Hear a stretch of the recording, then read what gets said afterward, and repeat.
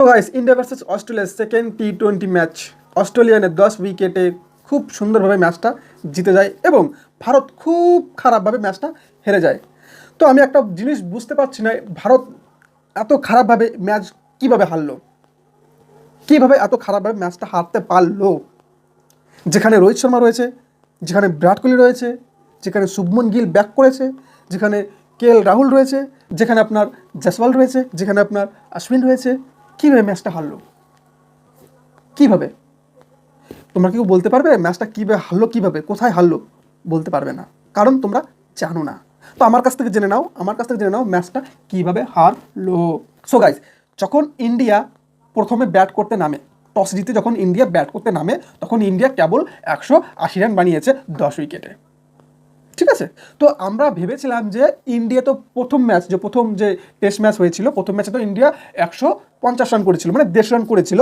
তাহলে আমরা ভেবেছিলাম যে ইন্ডিয়া যখন প্রথম ম্যাচের প্রথম ইনিংসে 150 রান করেছে এবং সেকেন্ড ইনিংসে এত পাহাড় সমান একটা রান করেছে, তখন তো ইন্ডিয়া জিতে গেছিলো। এবার সেকেন্ড টেস্ট ম্যাচে ইন্ডিয়া 180 রান করেছে, তার মানে ইন্ডিয়া সেকেন্ড ইনিংসে এর 4 গুণ বেশি করবে, তাই তো? আমরা তো এটাই ভেবেছিলাম, আর এইভাবে ইন্ডিয়া খুব সুন্দরভাবে ম্যাচটা জিতে যাবে। আর অস্ট্রেলিয়া তো এখানে মুজরা করতে এসছে, ওরা তো খেলতে আসেনি, ওরা মুজরা করতে এসছে যে ওরা ইন্ডিয়া এইভাবে খেলবে আর আমরা এইভাবে উইকেটগুলো দিয়ে চলে আসবো। ভাই, এটা অস্ট্রেলিয়া, এটা বাংলাদেশ না, না এটা পাকিস্তান। ঠিক আছে, যে তোমরা ভুল করবা কিন্তু সেই ভুলের মকা তারা নিতে পারবে না। অস্ট্রেলিয়া জানে যে কিভাবে ভুল করলে সেই ভুলের মকাটা নিতে হয়। এটা পাকিস্তান বা বাংলাদেশ না, যে তুমি ছোটো মোটো ভুল করলে ওরা তো বুঝতে পারো না, তো দুধু খায় বাচ্চা, ওরা কী করে বুঝবে তুমি এখানে ভুল করছো, উইকেট তুমি তাড়াতাড়ি তোমার পড়ে যাচ্ছে। প্রথমবার অস্ট্রেলিয়ার ভুল হয়েছিল, যার কারণে অস্ট্রেলিয়া আর দাঁড়াতে পারেনি। কিন্তু সেই অস্ট্রেলিয়া যারা জানে কীভাবে কামব্যাক করতে হয়, ঠিক আছে, তোমরা প্রথমে রান করতে পারবে না, পরে গিয়েও রান করতে পারবে না, ভাই জিতবে কী করে বলো? কীভাবে জিতবে? একটা জিতার জন্য একটা মাইন্ডসেটের দরকার হয়। তোমরা কি সেই মাইন্ডসেট নিয়ে এসছো? তোমরা সেই মাইন্ডসেট নিয়ে আসোনি। তোমরা যদি সেই মাইন্ডসেট নিয়ে আসতে, প্রথম ইনিংসে যেভাবে আউট হয়েছে, আমি একবার বলে যাই যে প্রথম ইনিংসে আমাদের প্লেয়াররা কীভাবে খেলেছে। জয়সওয়াল 1 বলে 0 রান করেছে, ঠিক আছে। তারপর রাহুল 37, শুভমন গিল 31, বিরাট কোহলি 7, ঋষভ পান্ত 21, আমাদের বিখ্যাত ক্যাপ্টেন রোহিত শর্মা মাত্র 3 রান করেছে। আমি বুঝতে পারি না, এই যে 3 রান, 4 রান, 5 রান করে তারপরে কীভাবে একে টেস্টের ম্যাচ রাখে, আমি এটাই বুঝতে পারি না। আমি আসছি, পরে আরও আসছি। তারপরে দেখো নীতিশ কুমার রেড্ডি 42 রান, তারপরে আপনার রবিচন্দ্র অশ্বিন 22 রান, তারপরে আপনার আশিত রানা 0, জসপ্রীত বুমরা 0, মোহাম্মদ সিরাজ 4। এখন দেখো ফার্স্ট ইনিংসে এরকম খেলেছে ভারত, বিপক্ষে অস্ট্রেলিয়া কী করেছে? বিপক্ষে এখন দেখো অস্ট্রেলিয়া উসমান খাজা 13 রান, মানে অত বলবো না, জাস্ট যেগুলো বড় রান করছেন সেগুলোকে আমি বলছি, ঠিক আছে। আর দেখুন এখানে বড় রানের মধ্যে ট্রাভিস টুল্লু, এই শালা একাই 140 রান করছে, তাও আবার 141 বলে।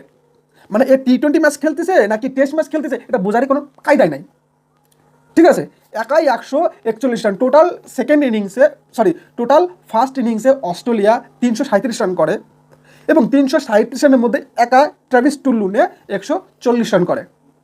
তারপরে আপনার লাবুশেন 64 রান, ঠিক আছে। এই দুটোই যে বড় রান করে, আর বাদ এগুলো ওই যেন তেন আর কি, ঠিক আছে।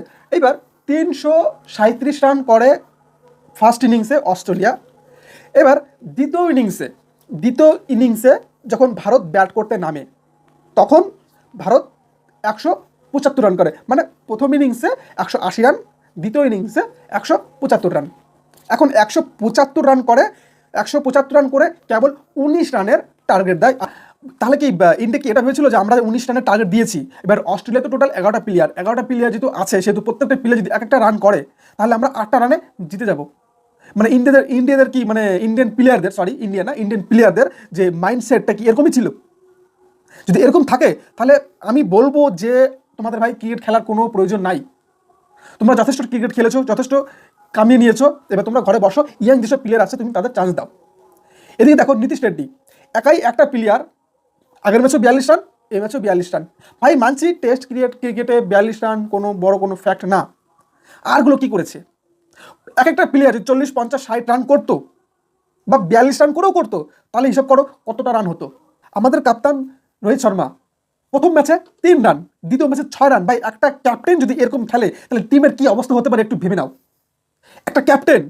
তুমি একটা ক্যাপ্টেন, তোমাকে সেইভাবে খেলতে হবে। যদি তুমি মনে করো যে আমি টেস্ট ম্যাচের প্লেয়ার না, ভাই তুমি অবসর নিয়ে নাও, তোমাকে টেস্ট ম্যাচ খেলতে হবে না।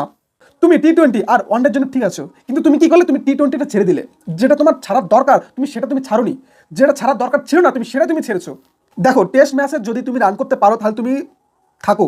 ভাই দেখো তুমি একটা সিনিয়র প্লেয়ার, তোমাকে সবাই সম্মান করে, আমিও তোমাকে সম্মান করি, কোনো সন্দেহ নেই। কিন্তু টেস্ট ম্যাচ এমনই একটা ম্যাচ যেখানে তোমাকে রান করতে হবে। এটা 5 দিনের খেলা, এটা একদিনের খেলা নয় যে তুমি কিছু রান করলে একদিনের ফলাফল বেরিয়ে গেল না। এখানে খেলতে গেলে এখানে তোমাকে ক্রিজে থাকতে হবে, ক্রিজে থেকে তোমাকে আস্তে আস্তে তোমাকে রান করতে হবে। এটা টি-20 অথবা ওয়ানডে ফরম্যাট না যে তুমি এলে মারলে চক্কা ছাক্কা নেলে তো ফক্কা, তারপর বাকি ব্যাটসম্যান আসবে ওরা রান করে দিয়ে যাবে। তাই বলছি যদি তুমি রান করতে পারো তাহলে তুমি থাকো, নাহলে তোমাকে কোনো দরকার নেই টেস্ট প্লেয়ার হিসেবে। আমার কথাটা হয়তো অনেকেরই খারাপ লাগবে যে ভাই আমি রোহিত শর্মা সম্বন্ধে কী বলছি, রোহিত শর্মা তো অনেক বড় প্লেয়ার। ভাই আমিও মানছি রোহিত শর্মা অনেক বড় প্লেয়ার, কিন্তু তাই বলে এই নয় যে রোহিত শর্মা টেস্টের প্লেয়ার। বিরাট কোহলি, এবার বিরাট কোহলিকে নিয়ে আসছি, এবার বিরাট কোহলি দেখো অনেক বড় নামের একটা প্লেয়ার, ঠিক আছে, কিন্তু দেখো বিরাট কোহলির যে খেলার যে স্টাইল, খেলার যে ধরন, দেখেই মনে হয় সে একটা টেস্ট প্লেয়ার। ঠিক আছে, সে ফর্মে নেই, কিন্তু খেলার একটু মানে স্টাইল দেখলে কিন্তু বোঝা যায়। রোহিত শর্মা অনেক ডেঞ্জার প্লেয়ার, কিন্তু তাই বলে টেস্টের জন্য নয়, টি-20 এবং ওয়ানডের জন্য, ঠিক আছে। আর বিরাট কোহলি ক্লাসিক ব্যাটসম্যান আমরা যেটা জানি, সেই হিসেবে বিরাট কোহলি টেস্টের প্লেয়ার এবং বিরাট কোহলি খুবই ভালো খেলে। কিন্তু তার মানে এই নয় যে বিরাট কোহলি সবসময় রান করবে। ফার্স্ট ইনিংসে দেখো 100 রান করে এসছে, কিন্তু সেই ম্যাচে এবার জাসওয়াল 164 রান করলো, তারপর গিয়ে করলো বিরাট কোহলি। তো জাসওয়াল রান করলে কি সবাই রান করবে? জাসওয়াল রান না করলে পিছিয়েগুলো কেউ করতে পারবে না, এরকম না। এটা টিম গেম, সবাইকে নিয়ে খেলতে হবে এবং সবার এর মধ্যে যোগদান কিছু কিছু দিতে হবে। তার মানে এই না যে মাঠে আসছো যাচ্ছ, এরকম হলে কোনোই জিততে পারবে না।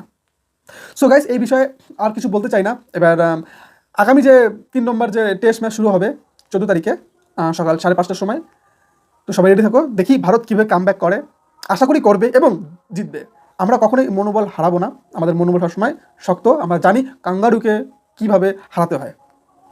তো আজকের ভিডিওটা এইটুকুন। যদি ভিডিওটা ভালো লাগে অবশ্যই চ্যানেলটা সাবস্ক্রাইব করে দিও, আর যদি ফেসবুক থেকে দেখো তাহলে অবশ্যই পেজটা ফলো করে দিও। Bye bye.